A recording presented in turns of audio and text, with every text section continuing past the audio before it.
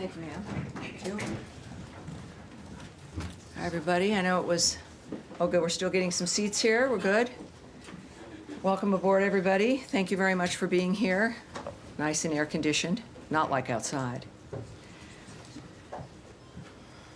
So I do have a few announcements, of course, as you might imagine, and then we will, the Imperial we, will take your questions. Thank you all for being here. I do appreciate it. Under the leadership of President Trump and Secretary Marco Rubio, the United States continues to pursue a clear-eyed foreign policy that prioritizes the safety, prosperity, and global standing of the American people. Last week, the department welcomed delegations from the Democratic Republic of the Congo and Rwanda to Washington to support implementation of the June 27th peace agreement, led by senior advisor Boulos. These discussions focused on regional security, cooperation, and economic development, critical pillars for achieving lasting peace and prosperity in the Great Lakes region. And today, Denmark, Norway, and Sweden announced they would fund an additional $500 million package of U.S.-made equipment for Ukraine. In addition, yesterday, the Netherlands announced it will fund the first package of U.S.-made weapons and munitions, including Patriot missiles, worth over $500 million. Together, these deliveries total over $1 billion of life-saving, top-of-the-line American equipment that, as noted by Ambassador Whitaker, will allow Ukraine to, quote, protect critical infrastructure and civilian lives while also staying in the fight until a lasting ceasefire happens. These commitments deliver on President Trump's initiative to facilitate billions of dollars in investment to the United States defense industry and create American jobs while ensuring Europe can ultimately defend itself long-term. Additionally, today, the State Department published a temporary final rule in the Federal Register. I know that sounds kind of bureaucratic-like for everyone watching at home. This is to implement a visa bond pilot program under the Immigration and Nationality Act, consistent with Executive Order 14159, beginning August 20th. Nationals of Malawi and Zambia applying for B1, B2 business and tourist visas will be required to post a bond of up to $15,000. This targeted common sense measure reinforces the administration's commitment to U.S. immigration law while deterring visa overstays. Now, turning to our disaster response for the Philippines. With $250,000 in funding from the Department of State, the World Food Program is transporting family food packs to flood-affected people across central and northern Luzon, with nearly 14,000 delivered to date. The department is providing an additional $250,000 to provide emergency shelter assistance to meet the needs of over 15,000 disaster-affected individuals. Finally, President Trump is signing an executive order today establishing a White House task force on the 2028 Summer Olympic and Paralympic Games.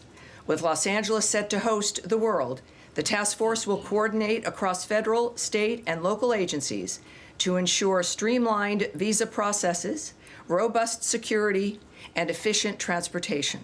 This action highlights America's enduring role as a global leader and premier destination for international engagement, tourism, and sports diplomacy. All right, so a bunch of stuff there. I am looking forward now to taking your questions. And we'll start here. Yes, ma'am. Nice to see you up here as opposed to further back. Welcome aboard. Very revolutionary. And you know, before you begin, I do want to announce everyone who is in the front row today. As we know, we have guests as well as regular attendees here in the room for our front row. First, we have Mal McIver Sheridan with Kyoto. We have Sarah Karakam with Hulk TV Turkey. Sean Fleetwood with The Federalist. Adam Credo with the Washington Free Beacon. I know your avatar on social media. Now everyone's going to be able to see your face.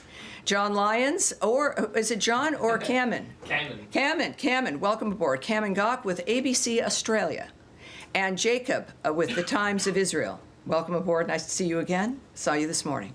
All right, everyone. So now again, Sarah, let's start with you. Thank you very much. I want to start with Syria. SDF military leader Mazlum Abdi recently stated that Syria should adopt a decentralized structure where all groups have the right to self-governance. He added that a centralized system has already failed. He also said that during his meeting with U.S. Ambassador to Turkey and Special Envoy Thomas Barak, that Ms. Barak came to understand that Syria cannot be governed from a single center.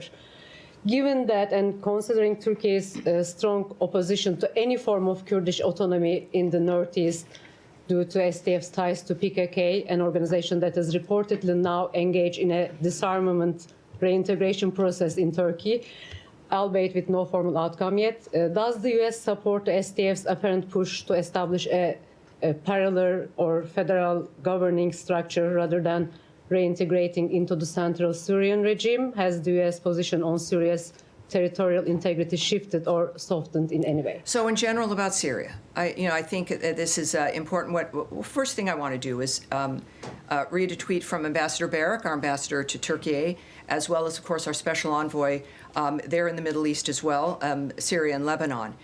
He tweeted, disturbing violence erupted yesterday, this was on August 4th, I should say, in Sueda and in Manbij.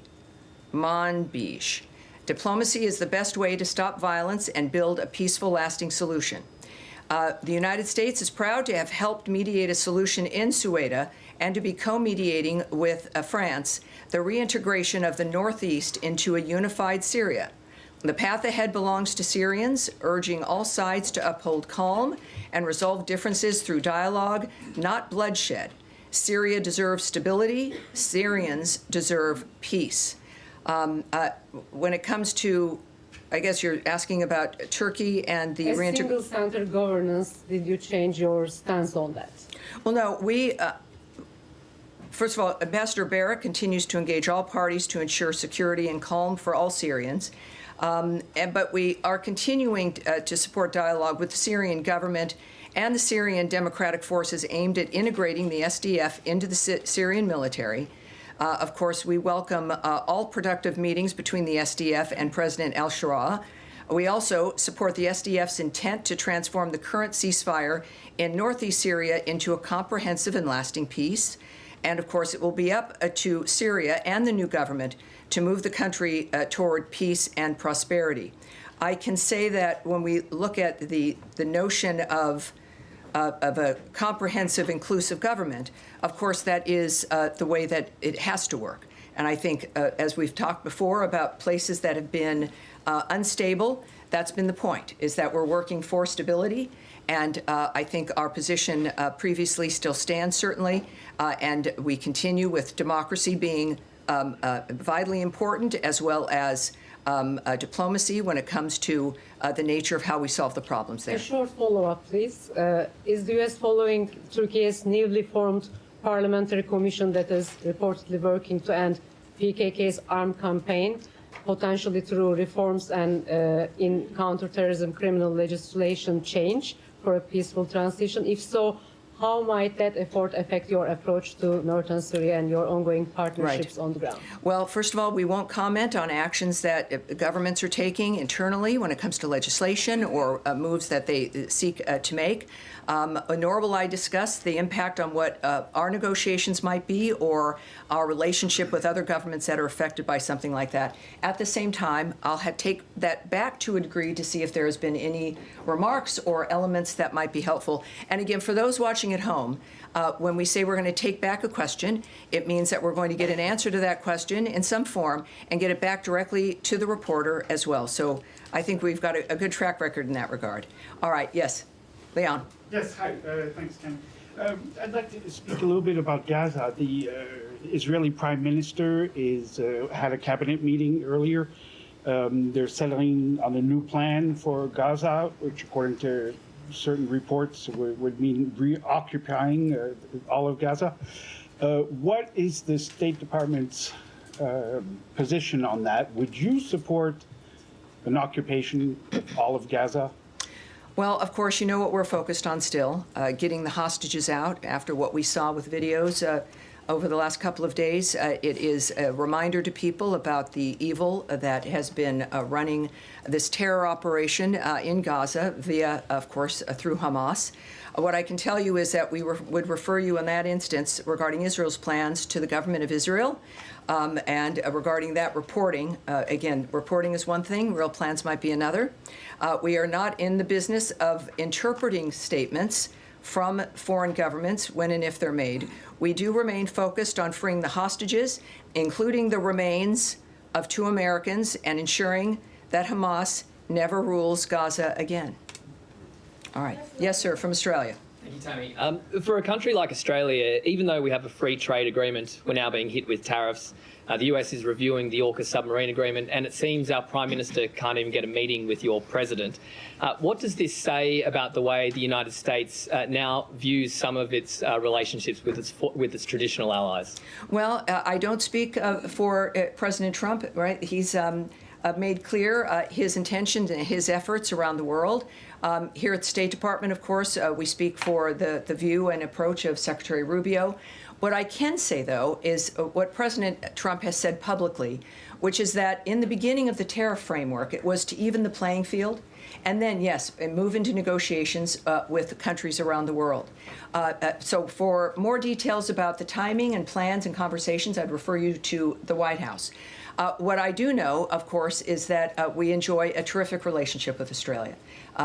We always have, and I think we expect to have that continue. I can say that our alliance has never been stronger or more important. We share the same values, beliefs, and goals. We have fought, of course, side by side in battles over the last 100 years.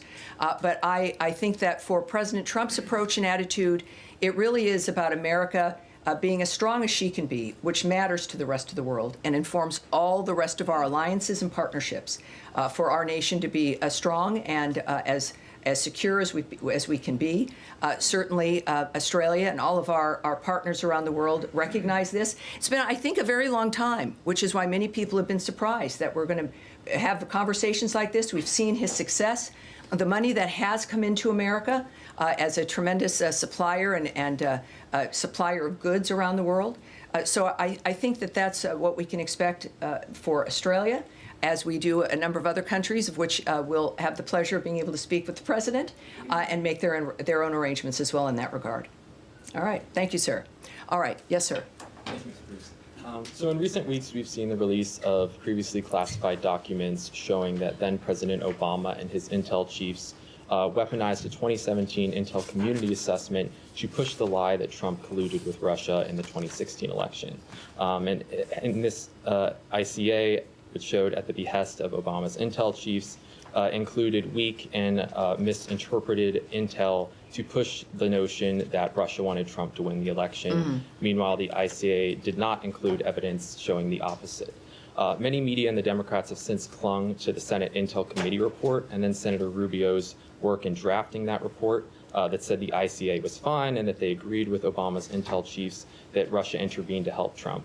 So my question is, does Secretary Rubio agree with the media and other Democrats that there was nothing improper about the creation of the ICA, or do the recent documents that have been released change his views about the assessment? Well, I put out a statement myself responding to this when it first came up, and I've found that for you.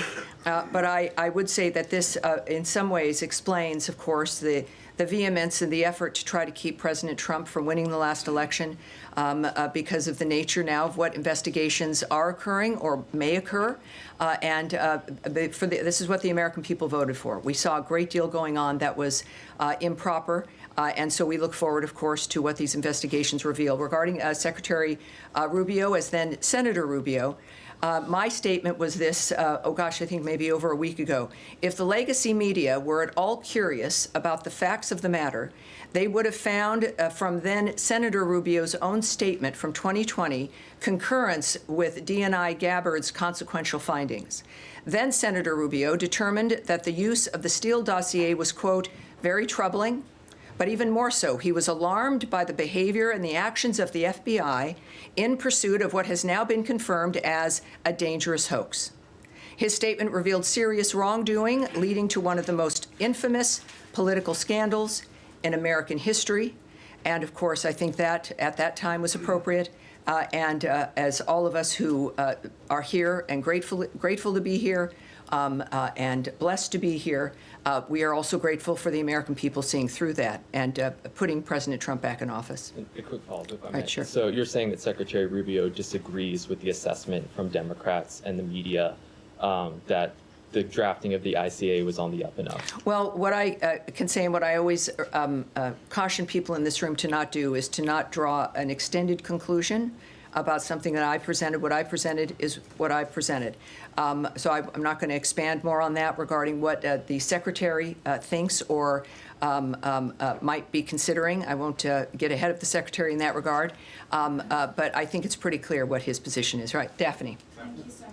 Just to follow up on my colleague's question on Gaza, Yes. have U.S. officials spoken with Netanyahu about this potential plan for a complete military takeover of Gaza? I won't remark on any conversations whether or not they have occurred. Okay, and then Axios is reporting that Witkoff and President Trump discussed plans for the U.S. to increase its role in providing humanitarian aid to Gaza. What will this look like, and how quickly will the U.S. act? I know Trump has mentioned food centers. Where does that stand now? Well, as we all know, every few minutes things change. When we say something's fluid on the ground, this couldn't be a better example of the nature of how things are moving. I can tell you that after the visit from Special Envoy Witkoff and Ambassador Huckabee, they went at the behest of the president, who wanted people on the ground to be able to report back to him exactly what was happening. Most of us, of course, are relying on reports from various areas. They have reported back to the president. What I won't do is get ahead of what the president will decide about what he's heard and the actions that he will decide to take.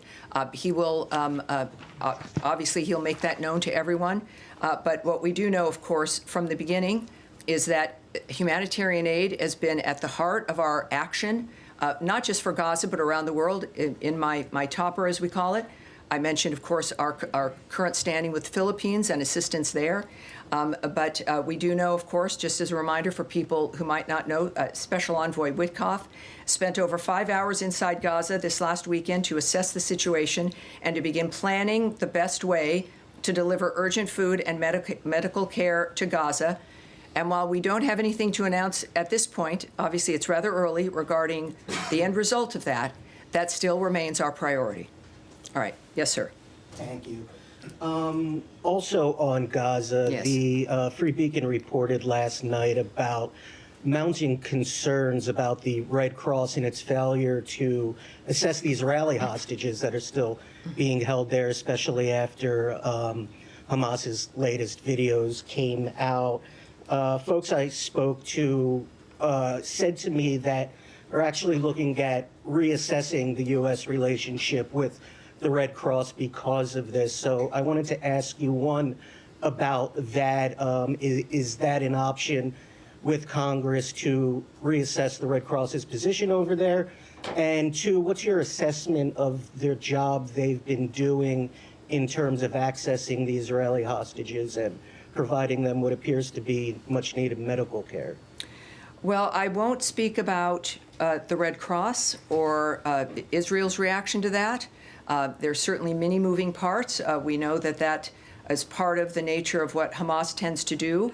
I believe that there were some requirements for them to allow that, but I won't get into those particular details. Obviously, though, with what we've seen with those videos, I've referred to Hamas as monsters in this room. They are clearly a terrorist group.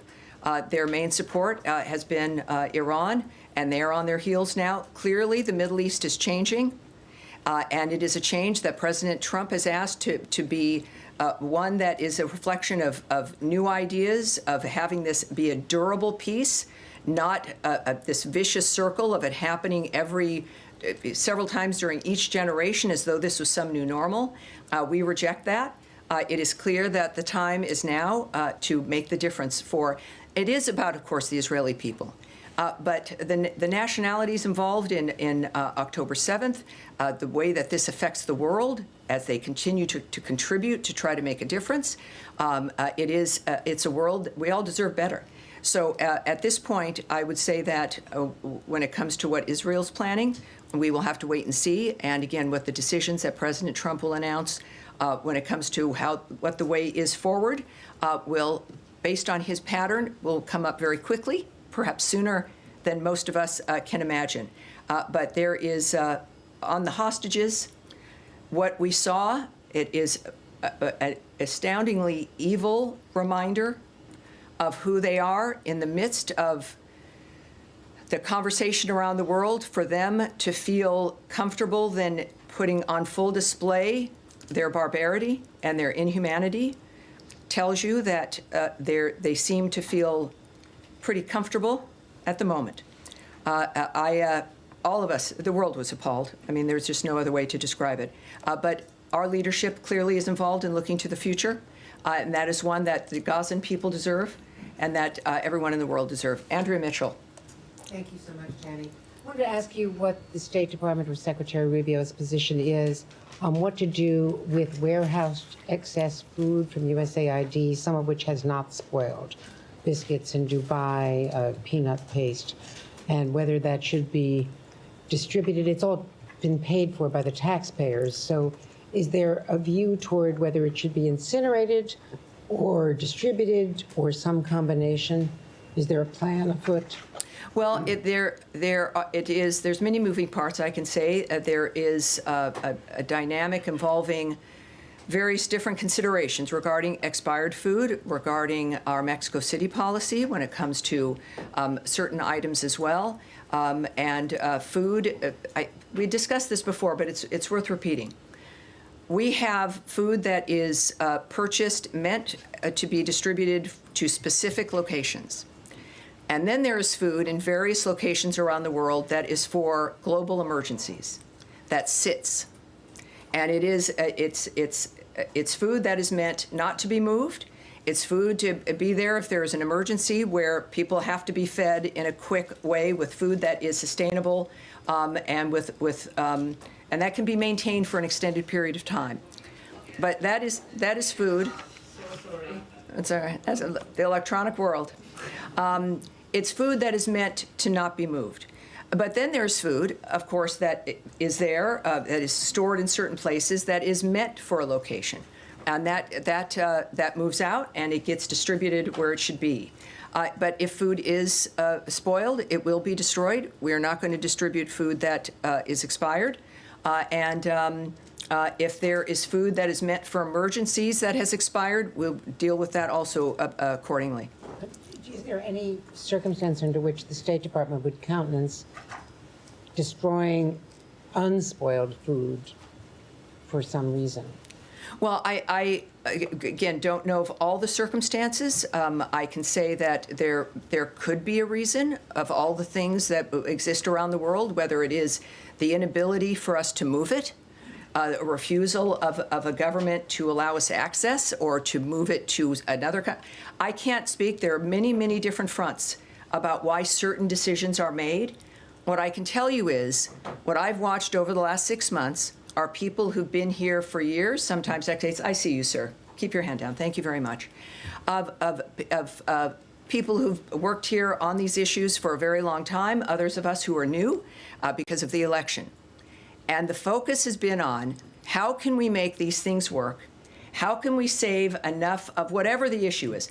If it's about funding, if it's about food, if it's about what do we need, how can we make it work, but within the smartest, fastest, most nimble way to be able to help as many people as possible.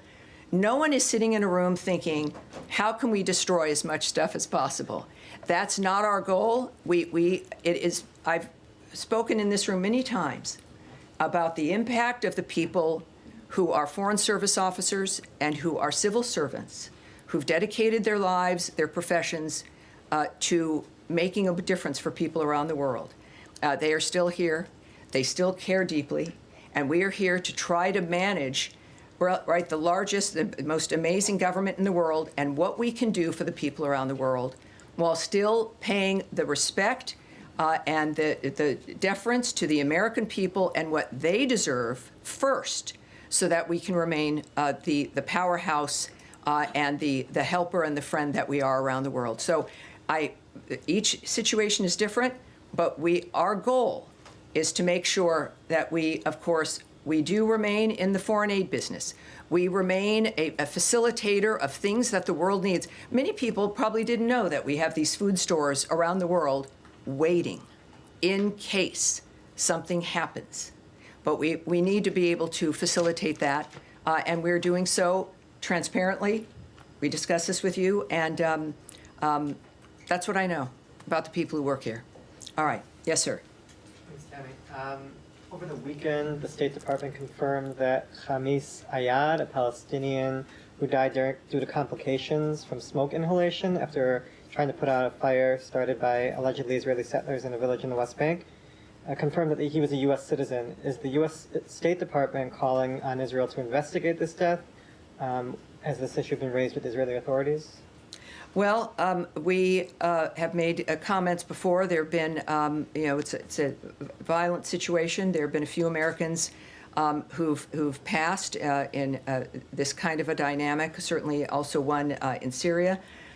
Our first priority, and it's not a motto or a slogan, is the safety and security of Americans everywhere.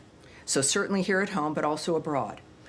We know that when a death occurs in a foreign country, it's that foreign country's prerogative, right? They will be doing an investigation. We have called upon Israel to investigate, of course, each of these instances that they are, and that we wait to see what those investigations will be, and that's the case here in this situation. There's a great deal we of course still don't know, but that is something.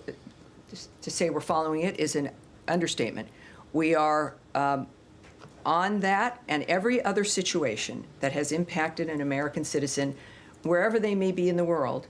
And then once those local investigations are done and we take a look, again, this is a DHS issue, if you will, when it comes to investigations, or the FBI. But as each one of these situations move forward, I will keep everyone up to date. All right. Yes, sir. Thanks, Tammy. Yesterday, Speaker Johnson was in the West Bank, which he referred to as Judea and Samaria, and said that it rightfully belongs to the Jewish people. Is that official U.S. policy? And if it's not, what is U.S. policy towards the West Bank? I have said this about other diplomats who've spoken their minds, including Ambassador Huckabee. Certainly, that's not. If there's a policy in that regard, you would hear it from me. So I think I can say that. I'm not going to speak for him or characterize his words in any certain ways, but clearly that is his opinion. But it's not the opinion of the U.S. government? Well, I'm not going to speak about opinion of the government, and if there's a policy regarding the status in any region of the world, but certainly in the Middle East, I would wait to hear it from Secretary Rubio and President Trump. All right. All right. Yes, sir. Alec? I want to move to Special Envoy Witkoff's upcoming trip, Nadia, please, go ahead. Special Envoy Witkoff's upcoming trip to Russia. How much you guys are hoping to achieve, given the fact that there are reports that Russia is not, prepared to give up their claims other than partial ceasefire? Well, first of all, the president has noted, of course, that Special Envoy Witkoff will be traveling to Russia this week, so we can confirm that from this podium. What that will entail, I have no details for you. And as you know, this is happening in front ahead of forthcoming sanctions on Russia. Can you fill us in on? Well, are you saying that? Are you declaring for the United States government there's going to be more sanctions on Russia? I'm not sure. I would say I would need to hear that from President Trump. When it comes to, clearly the president's not happy with Mr. Putin and Russia, but he remains committed to diplomatic solutions. I would say that we've also seen a remark, perhaps a reflection of possible secondary sanctions regarding the sale of oil. People who are countries that are buying Russian oil. And that has been openly discussed by the president. But when it comes to things that are decided, we would wait for the president to say that. On that line, Tammy, do you have any response to Indian Foreign Minister's statement saying that they are not going to change their position on oil purchase from Russia. And adjacent to that, Ukrainian leadership today announced that they actually flagged India-made parts that they found in Russian drones. Do you have any reaction? Well, again, I won't speak for what the president would think about those things. We do obviously have Envoy Witkoff going to Russia. We are committed on that end. I will not characterize or remark on another nation's comments about what they will or will not do. I can barely do that here. But I do know that, of course, President Trump understands the entire field. And he has made it very clear he doesn't like what's been happening. He is a man who is a humanitarian. He has spent all these months now getting people to the table, finding a solution. But he's a realist, and when he says something and you can see where he's moving, he's very transparent. That is the voice that you need to hear from. So he is the guiding hand. And when it comes to what Russia is doing and those nations that are facilitating this war on Ukraine, it will be up to President Trump about how to respond. All right? Yes, at the end there. Tomorrow, August 6th, marks 80 years since the United States dropped the atomic bomb on Hiroshima. The U.S. ambassador to Japan will also participate in the event in Hiroshima. Do you have any comment on that? And what is the current administration's basic policy on nuclear weapons? Thank you. Yes, I do have a remark on that. Thank you, sir. So for tomorrow, 80 years ago, the United States and Japan concluded a devastating war in the Pacific. For 80 years, the United States and Japan, however, have stood shoulder to shoulder to safeguard peace and prosperity in the Pacific. Tomorrow marks a solemn day of reflection and remembrance as we honor the people of Hiroshima and their enduring message of peace and hope. For 80 years, their resilience has inspired the world, and their spirit of reconciliation has strengthened the U.S.-Japan alliance and our shared commitment to peace and prosperity. Today, our two nations stand together as close allies, facing the future with unity and purpose. By embracing the promise of possibility, we have forged a partnership that serves as a beacon of freedom and progress for the world. It is, if I may just add, that it is a perfect example of the nature of what can be accomplished with two nations when we work together, and the nature of friendship, the beauty of Japan, and the fact that we can stand here 80 years later and speak to that. I appreciate. Thanks for being here, sir. Yes, Mike. Thank you, Tammy. On Gaza Humanitarian Foundation, Special Envoy Witkoff at its tour inspection of GHF sites last week.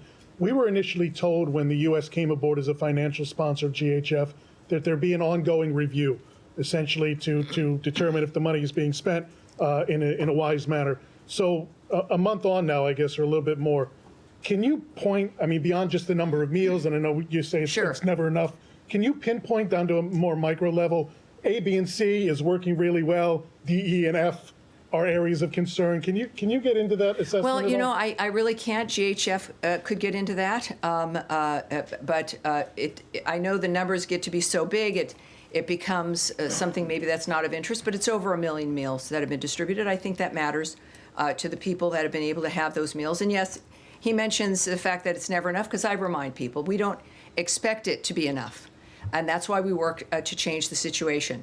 I can refer you, though, also, again, to Special Envoy Witkoff's approach and his attitude, is that the visit was to make that determination about what else needed to happen in a framework that could be enough. And I've noted, of course, the only enough would be in an arena that was not a war zone, and where you could actually build and facilitate something that could serve the people of that region. Very quickly, President Trump remarked on Sunday evening he wasn't sure if Ambassador Waltz would be a member of the cabinet as the eventual UN ambassador, which was a change because Elise Stefanik was supposed to be. Secretary Rubio have a position as to whether he wants the UN ambassador to be in the cabinet? Well, I love when you ask me the questions that you know I can't answer. So I'm not going to speak to what the president is thinking or considering regarding the cabinet or what other elements might be involved. Nor will I talk about Secretary Rubio's opinion about what may or may not happen hypothetically. All right. Thank you. Now to Nadia, thanks for your patience. Thank you so much, Tammy. I wanted to press you again on the Gaza plan. The president said clearly and many times that he wants to end wars in the Middle East, and I believe that's the secretary's position. Yes, that's true. How does Netanyahu's plan or proposed plan of reoccupying Gaza fits into this vision, considering that many people believe that without American weapons, Israel cannot carry with this war? So you have lots of leverage to advise Prime Minister Netanyahu whether to take this decision or not. Well, you know, what I do love is when you're in the Oval Office and you're able to ask President Trump a direct question, which you've been able to do, and it's been very impressive. That is a question for the president. I would say, though, that and I'm, again, thrilled to be here with his leadership, in that we've seen him display what his commitment has been, which is to stop the suffering, end the carnage, bring peace for the who wouldn't if you had the wherewithal to do it. Of course, that's what we're doing. I certainly won't speak to what Israel's plans are. There's been many reports. I'm not going to speak to news reports or what another government is planning or not planning. What I do know is that this government, the Trump administration, is focused on this. It's clear this is what they intend to do. He wants this to end. He said that from the beginning, that the actions that we would take, it wouldn't be about months or years, about meeting to have meetings, and that there's resolutions. As a businessman, you've got to have a point where something is developed and produced and done.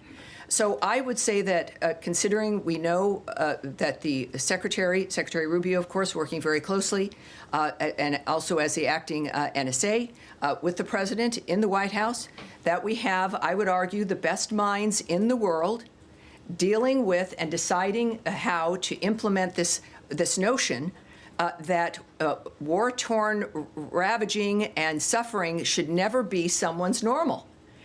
That's what we will see from President Trump, Secretary Rubio, and this entire government as a whole. But we certainly won't comment on hypotheticals or speculating on what that might mean. The good news is you'll hear it right from them in a variety of different formats. That it's an exciting time to watch this. It's heartbreaking most of the time. It's exciting and hopeful part of the time. And I think we're going to get there. And Ambassador Huckabee, how do we know that he's speaking his mind as an opinion and when he talks about U.S. policy? Because he reports to the secretary. So as a reporter, how do I know if he's just expressing his opinion about the settlement being part of Israel, and when actually this is a policy, if the president or the secretary did not articulate that? So we're getting into a little bit of a conspiracy dynamic here. It's not really. But here's why there's this podium. We have a very particular structure, that the president speaks on the tarmacs. He has gaggles. Caroline Leavitt speaks for the approach of the president in the White House. I am here speaking regarding the approach as the voice of the State Department, regarding what our plans are. I obviously can't say everything to you. That's very apparent. But I endeavor to say as much as I can to give you details. There's no one in the world who is randomly going to be speaking about policy that is not evident, that you have not heard from, or is a policy of the State Department or the White House that is not either evident to you, has been said, has been put in a paper, a release, an op-ed, a readout. I would urge you to focus on the centers that have been created to offer what the policy of the State Department or of the White House, this government is. It's very obvious, and yet, of course, people will speak their mind. I would ask you to take everyone's comments as in that kind of situation as their opinion and speaking their mind. And it's why we love the diplomats of this country. We have some very smart, caring, passionate people. And he's one of them, and I adore him. Yes, sir, in the middle. Thank you. Thank you very much. I have two quick questions. Why are you so concerned about the militias bill in the Iraqi parliament? If passed, what will be the implication from American side? So the Iraqi militias in the parliament? Yes. I've got something for you regarding a bill. Is that, are you alluding to the bill that has, all right, well, there's been some movement on that, for those who might not know. There is a bill that has further institutionalizes armed groups associated with terrorist groups and Iran-backed groups, including several that have attacked U.S. interests and killed U.S. personnel. This bill, by the way, we strongly oppose any legislation that is inconsistent with the goals of our bilateral security assistance and partnership that runs counter to strengthening Iraq's existing security institutions. We support genuine Iraqi sovereignty, not legislation that turns Iraq into an Iranian satellite state. So, you know, that's our opinion regarding the bill. We also, can I say that, I think that's as much as I can say in that regard. That's as much as I can say today, but I'll be back with you Thursday and we'll likely try to have as much more as I possibly can. Second question, this week, we remember the Yazidis who were targeted for genocide by ISIS terrorists 11 years ago. 1,000 lost their lives, at least 3,000 remain missing. How important do you think it is for all refugees to be able to return home to Sinjar? As you know, Sinjar is now under the control of the militias. It feels, you know, people will remember that. It feels like it was a million years ago, but it was a horrible dynamic that transpired as we watched these Yazidis targeted by ISIS. That time when ISIS was just a cancer running around the world effectively, but certainly through the Middle East, destroying people's lives. We were told that it would take 30 years to get rid of ISIS, that Muslims would be upset, as though Muslims like what's going on with this. They don't. This is not an issue. This was a horrible terrorist group. Of course, President Trump got into office and was not afraid of the nature of that. It would take forever. And he wiped them out in about 18 months. And we forget, you know, we move on. There have been other horrible things that have happened. But we did that. And part of that massacre, part of that genocidal action throughout the Middle East, certainly at least, by ISIS, targeted the Yazidis. So, yes, this was 11 years ago. Thousands lost their lives. 2,700 remain missing, never found. And what I can say is this. It is important that survivors receive support as they pursue justice. Security and stability in Sinjar are key for the safe and voluntary and dignified return of the Yazidi community. Yazidis deserve the opportunity to rebuild their lives and homeland. So that's what we'll say there. Thank All right. you very much. Thank All right. you. All right. So, go ahead. Nice to see you. Nice to see you. Just to clarify on the question about GHF, did Special Envoy Witkoff come away favorably impressed with what he saw of its operations last week? Well, his statement, which I read at the beginning here, spoke to the fact that we're going to be continuing to look to how best to get humanitarian aid and to further our goal for the humanitarian aid. I have nothing further to say regarding his assessment of GHF or what that additional work or expansion might look like. Okay. And on his portfolio in Russia, there are reports that the Russians are proposing a limited air truce, a cessation of drone and missile activity. Would that be satisfactory to the U.S. in order to forestall sanctions? Well, you know, I can't say anything about either one of those questions. First of all, I won't comment on or speculate on what a diplomatic choice would be regarding what's offered or what's not offered. I don't know that. Nor would I suggest that I would know what President Trump would find suitable. And that's who this decision rests with. Okay. And on the purchases of oil, I think both India and China have indicated that they fully intend to continue purchasing Russian oil, whether or not U.S. sanctions are imposed. Is the U.S. seeking additional leverage in order to change Russian behavior, or what other levers is it going to reach? Well, we know there's, of course, there's sanctions. There's what's known as secondary sanctions, which is what we're talking about now, sanctioning a country or a company or others that might be doing business with a country that we have sanctioned in this instance. I know that President Trump, as we all know, has many tools in his tool chest. This is one of them.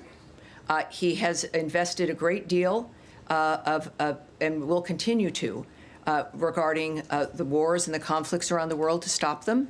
And as a businessman, he likes to use, understandably, the tools that can make a difference with countries. We usually, of course, that is about economy, the economics of what's happening. And that's a very specific approach. It's something every country can understand. It's a role that America can play. And certainly at the direction of President Trump, it makes a huge difference in what certain countries feel.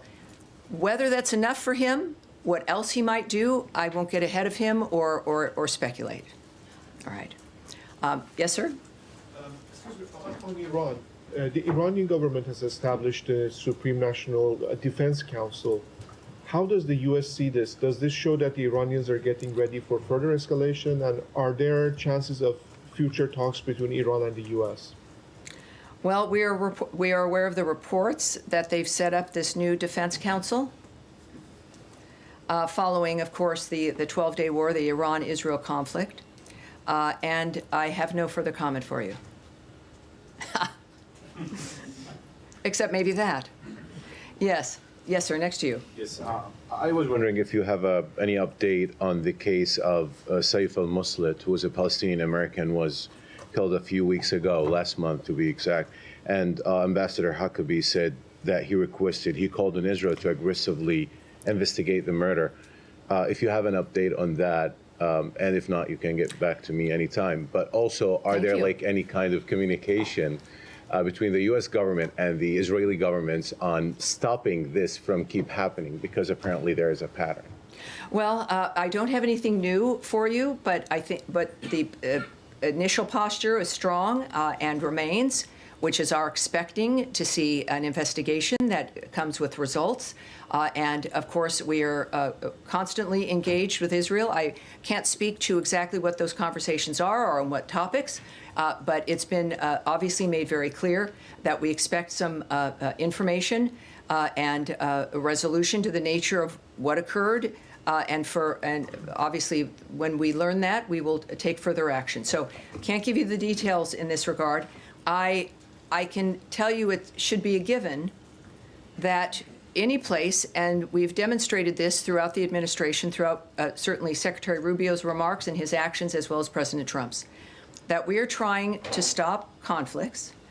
We are committed to ending carnage and death and destruction around the world for everyone, but certainly this is from a president whose America First policy recognizes the value and the importance of this country in increasing the value and importance of every other nation around the world.